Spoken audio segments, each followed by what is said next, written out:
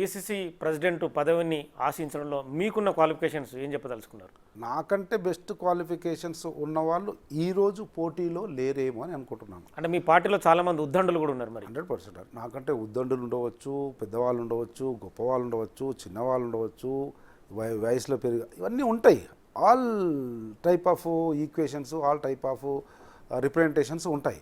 కానీ ఒక ఎన్ఎస్ఏ స్థాయి నుంచి ఏఐసిసి స్థాయి వరకు పనిచేసిన వాడు, సంస్థాగత స్పృహ ఉన్నవాడు, ఒక మహారాష్ట్ర రాష్ట్రంలో కూడా సంస్థను నిర్మించిన వాడు, తెలంగాణ రాష్ట్రంలో కూడా ప్రజల గొంతుకగా శాసనసభ్యుడిగా పనిచేసిన, శాసనసభ్యుడి తర్వాత శాసనసభ వెలుపల అనేక ఉద్యమాల్లో పనిచేసిన, ఈరోజు రేవంత్ అన్న ఏ నిర్ణయం తీసుకున్నా పిసిసి ప్రెసిడెంట్గా నెక్స్ట్ అడుగు రేవంత్ అన్న వెనకాల సంపత్ కుమార్ ఉండేది, ఉన్నాడు, ఉంటాడు.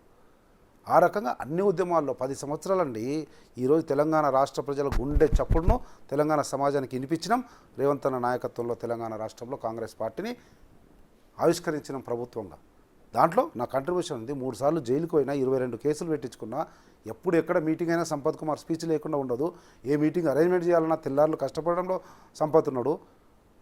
ఏ ఈక్వేషన్ తీసుకున్నా కానీ సంపత్ ఉన్నాడు. ఏ ఇష్యూ మాట్లాడాలన్నా సంపత్ అవసరం పడ్డాడు.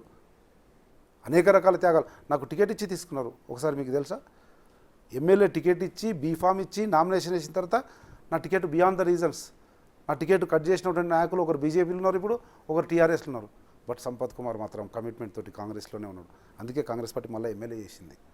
ఆ ఎమ్మెల్యేగా పోరాటం చేస్తున్న క్రమంలో ఈ కల్వకుంట్ల కుటుంబం మీద ఆరోపణలు చేస్తే తట్టుకోలేక, వీడు మాట్లాడే విధానం నచ్చక, వీడు మాట్లాడేది ఏదైనా సూటిగా ప్రజల్లోకి దూసుకుపోతుందని చెప్పి నన్ను అప్రజాస్వామికంగా, అనైతికంగా శాసనసభ నుంచి గెంటేశారు.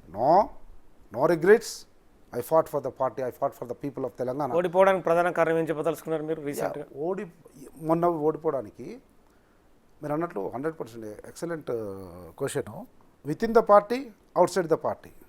అంటే చిన్న క్వశ్చన్ ఇస్తాం, మీరేమనుకోవద్దు. ఇగో ప్రాబ్లం ఉందనేది ఆరోపణ బయట ప్రజల నుంచి. బరాబర్ ఇగో ప్రాబ్లం ఉంటుందండి.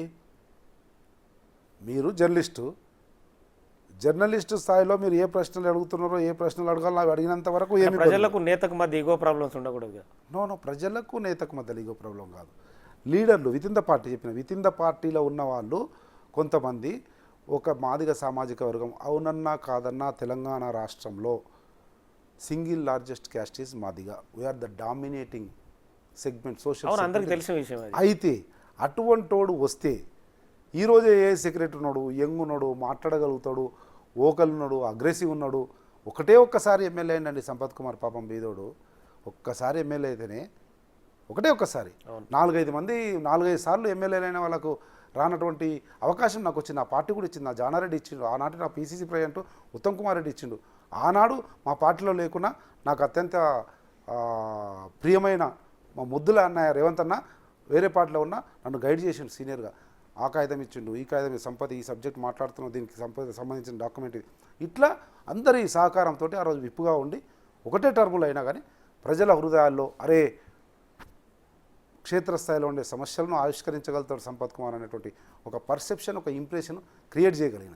కనుక ఇప్పుడే ఎట్లున్నాడు, రేపు వస్తే ఇబ్బంది అవుతుందేమో మాకు అనేటువంటి ఆలోచనతో మీరు అన్నట్లు 100% with in the party, out side the party, కుట్రలో కుతంత్రాలో దాంట్లో భాగంగా అయిపోయిన చలో. అయినప్పటికీ మీరు చెప్పిన నాది కూడా పొరపాటు ఉండిండవచ్చు. నేను కూడా దేవుడు పైనుంచి దింపలే నన్ను. I'm also human being. I may committed some mistakes.